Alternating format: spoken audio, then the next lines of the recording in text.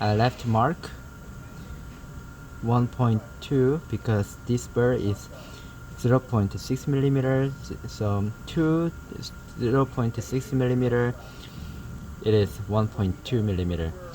So depending on the bird 330 bird size, some bird is 0.8 millimeters, so you need to know your diameter. So if it is 0.8, it needs to be, slightly overlap each other. And then since 0.5 clearance needs to be extended about this much, so I'm going to place the burr slightly. Oh.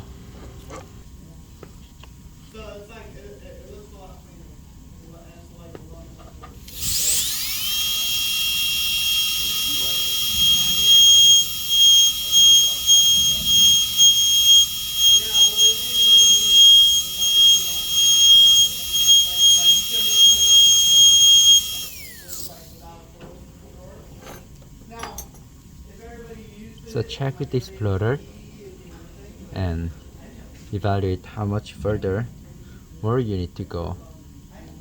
For the lingual side, it's just this side is just a little bit more, and this side a lot more. So about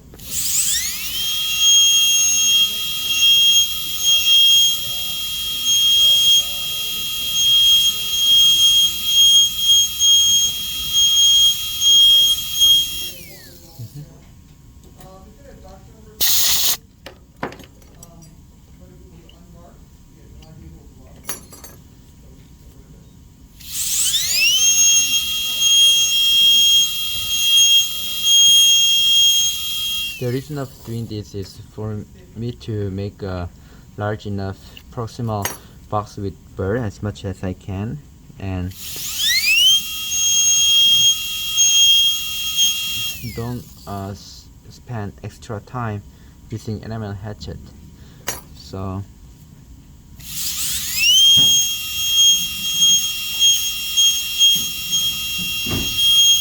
now I'm gonna use the burr all the way.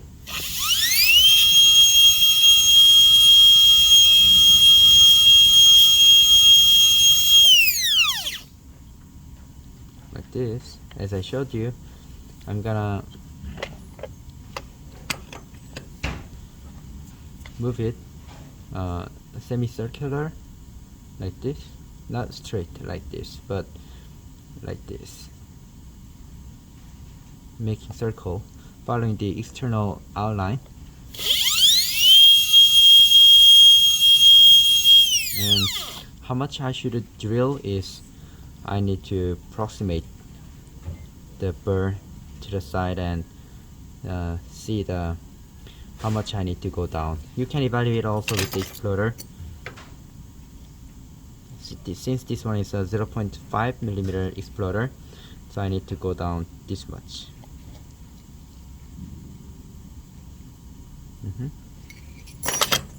So about this much, right? So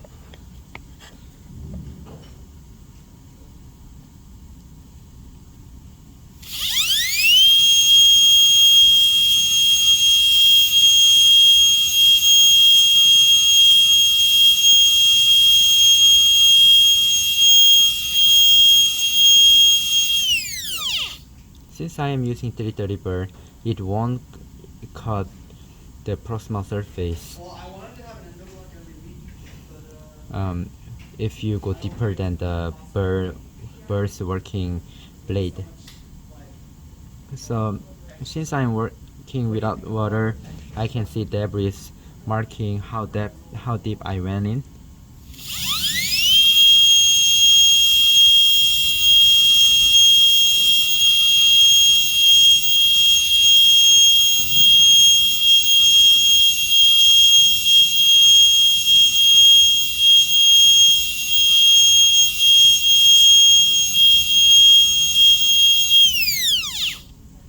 So I have went this far, so probably,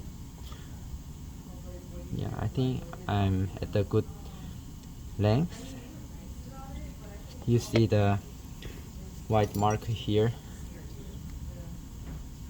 white mark here created by the debris, and that much I went inside. So now I'm going to drill it this side for me to achieve gingival seat clearance. If I show you in this tooth, I'm gonna make it like this.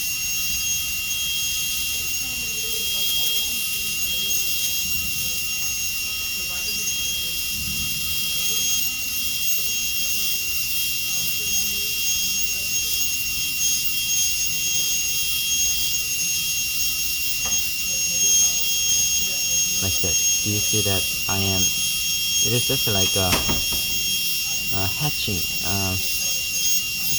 Baby, the shell is breaking.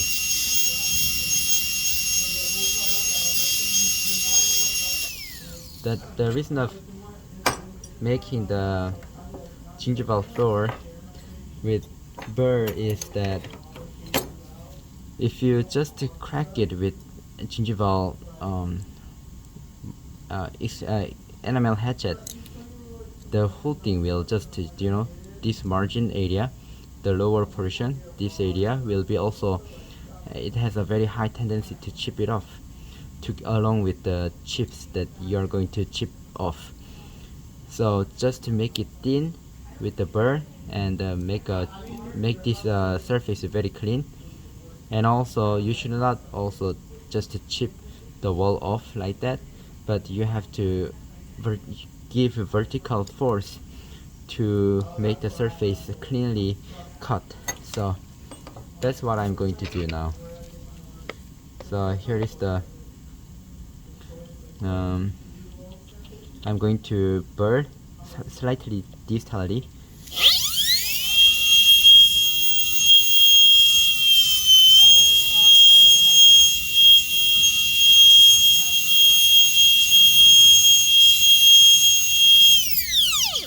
I think you see that like there are some movements right underneath the gingival floor. So I'm gonna stop here, because if I do more I might damage the adjacent tooth, but I'm sure that it'll have a very clean gingival seat. And I'm going to reduce this portion. I'm going to reduce this portion for me to easily chip off the enamel shell with enamel hatchet.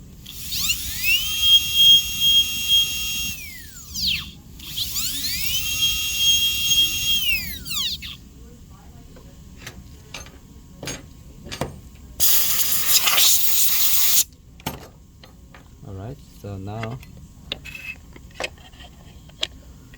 time me to use enamel hatchet. Always keep it 90 degrees to the cover surface margin, cover surface line.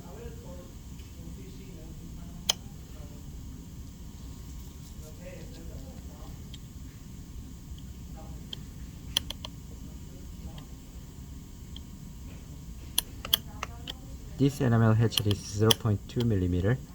Since I made a 0.2 width, I can use this enamel hatchet. Without it, probably I would have hard time introducing this big enamel hatchet into the place,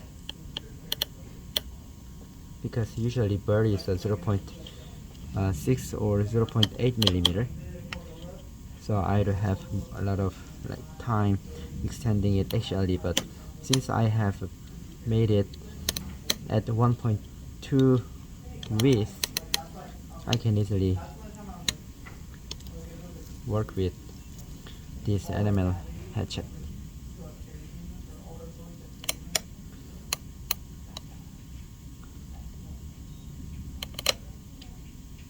So when you are using the enamel hatchet, you need finger strength, so you need to train yourself.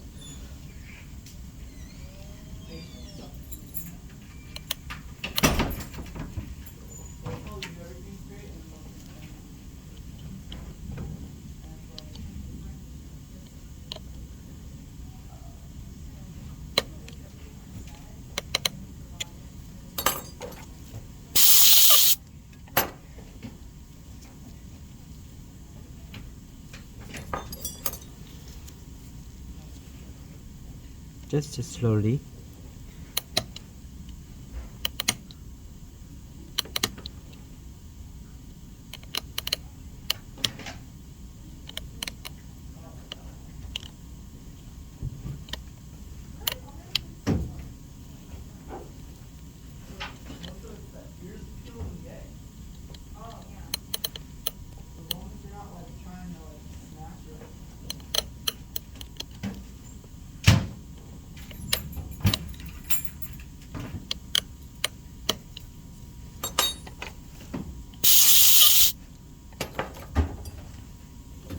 Check the clearance.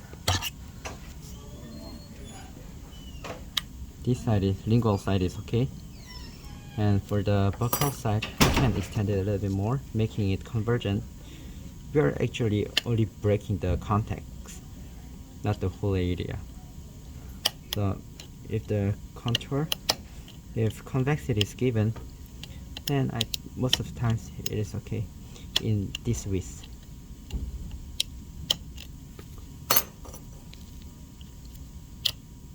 So see, you can force explorer inside, and this one also can break the margin of the proximal box. So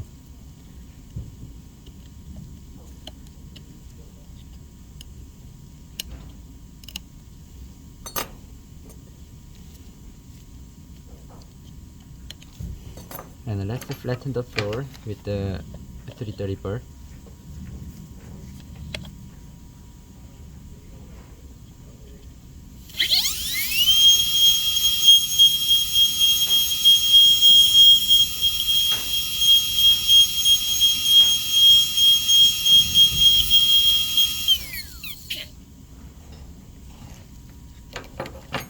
Burr is very good when you are flattening the floor, because it doesn't cut, actually it does not cut the walls so much, because its working blade is only 1.6 millimeter.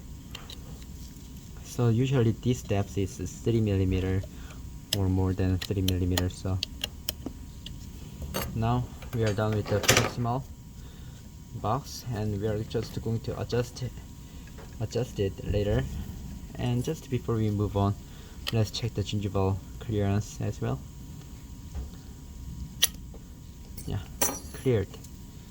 Alright, so when you're working on this occlusal table, give a punch cut.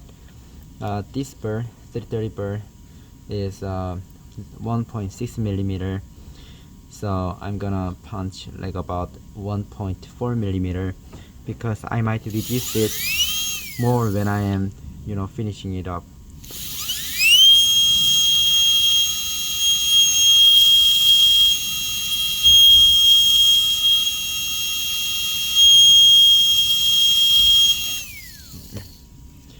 You notice that I made a punch zigzag, just to centering the everything into the groove. So punch, because the groove doesn't go just straight, but it goes zigzag. So make it zigzag.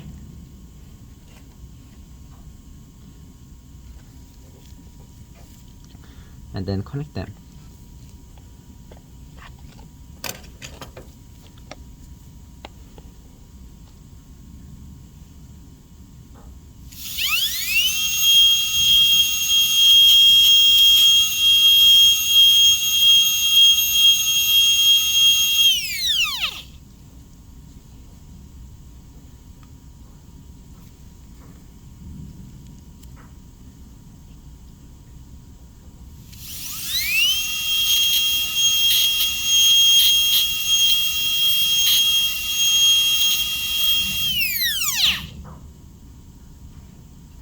If you are not confident with your handpiece going, you try to trace the path that you are attempting to go back and forth.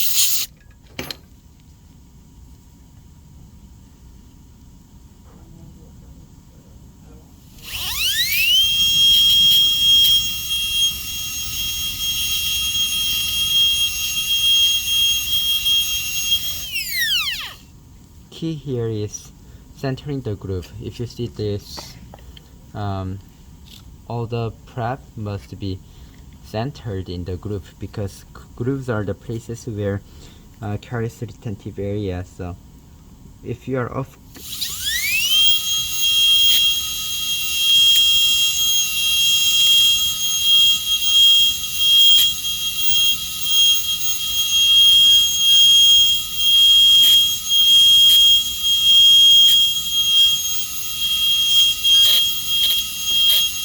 so it can prep into the groove at least 1 millimeter, centering the groove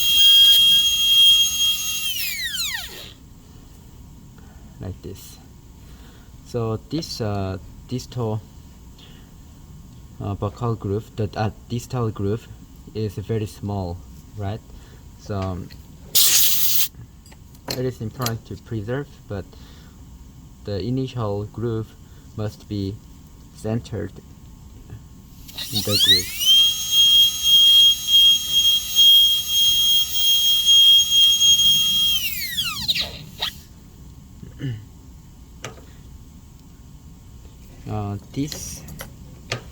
This groove seems to be off-centered, or like there is some irregularity, but it'll be smoothened up as I achieve 1 millimeter isthmus or 1 millimeter width.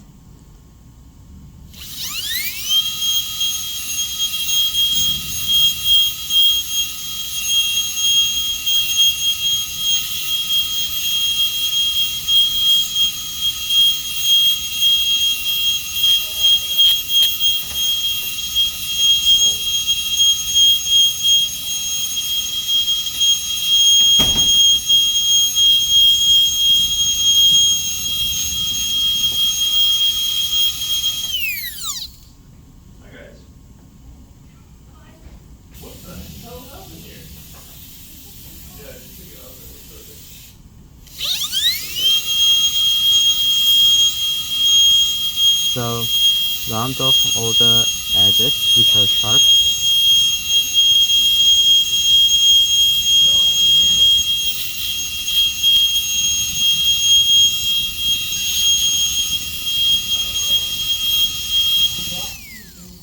And I'm going to make this this portion S curve, just straight, and then I'm going to make S curve here.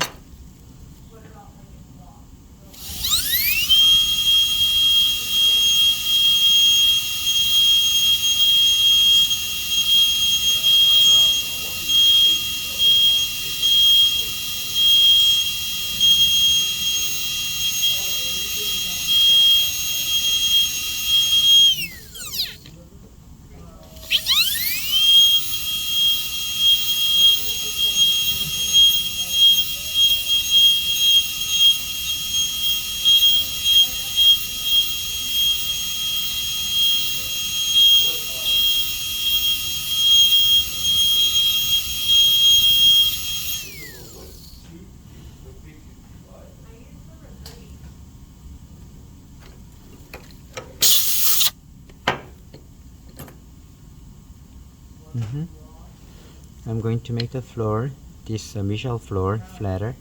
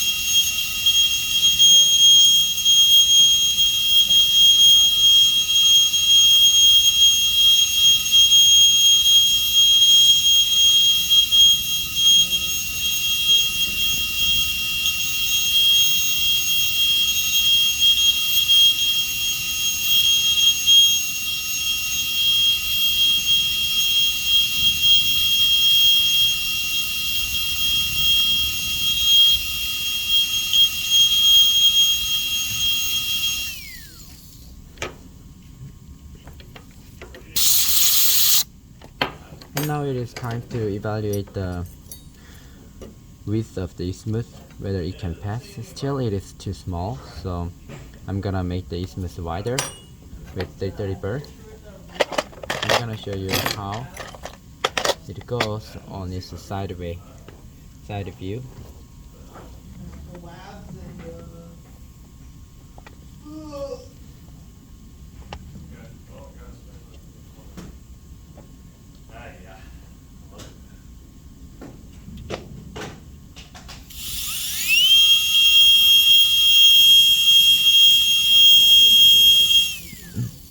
By looking at the front, you need to evaluate which cusp to reduce more, because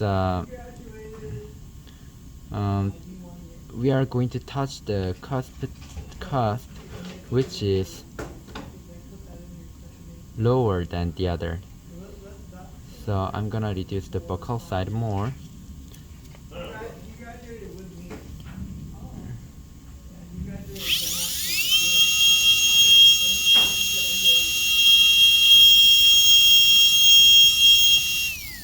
Because this light is too bright, you cannot be seen.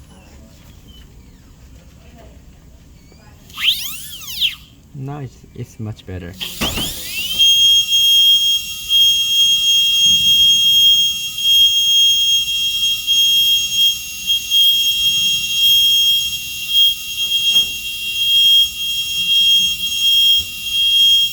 I'm running it at 200,000 RPM, but I am very touching the wall lightly.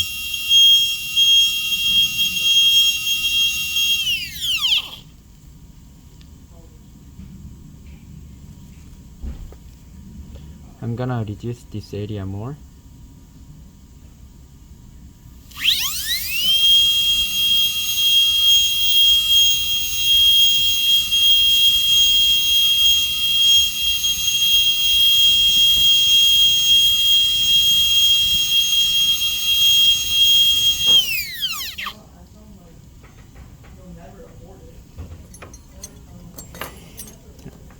Since it is since 0.1 millimeter matters in dentistry, so just to check every time you do. So this side is okay, and this side is a little bit more. So evaluate which side to remove. I'm gonna round this side, this corner up first.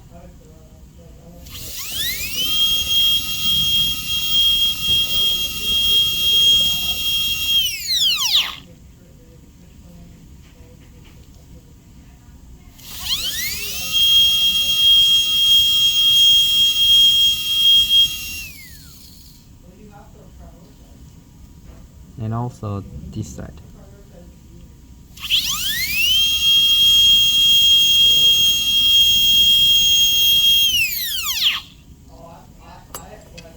So let's see with the explorer, the ball burnisher.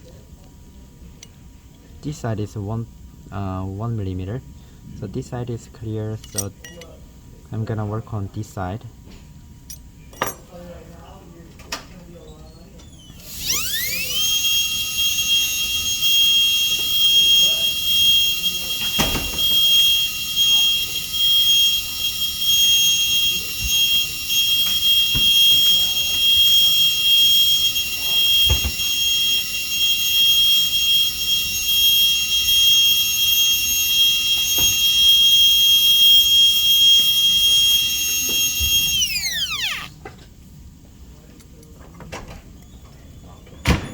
Hey, yo, Brandon, you know that little window when you go that, there's sterilization window, and right behind it is the lab. Yeah. So you know how there's that lab. So let's say you're facing that window. Turn to your right. There's gonna be a hall. Right around the hall. And then there's don't even go down. It's gonna be like literally right here. Okay. 4 feet this way. Okay. Yeah. Okay. In that area. You can't miss. There's only window on the right. Alright, cheers. Thank you.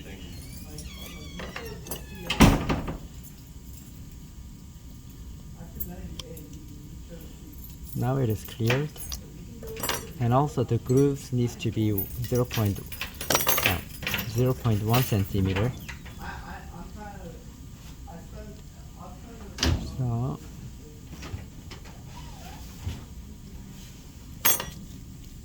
let's make it a little bit wider.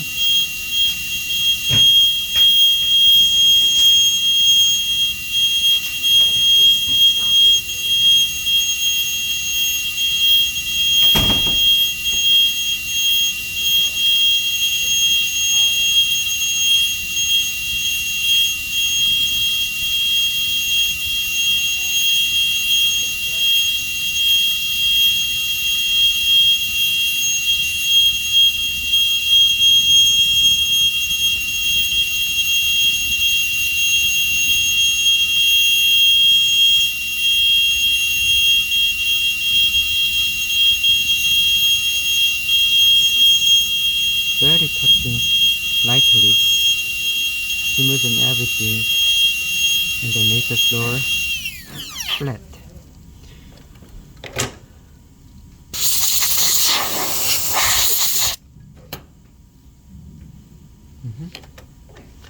So the outline form is complete, and I'm gonna use now axial-pulpal angle bevel. This one is for the mesial side, a gingival margin trimmer. By using twisting motion, you are cutting, you are beveling. Alright, so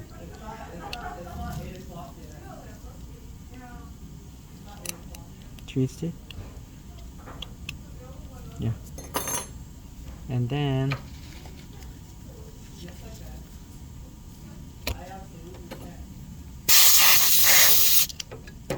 I see that this portion is kind of sharp a little bit, so I'm gonna round it off.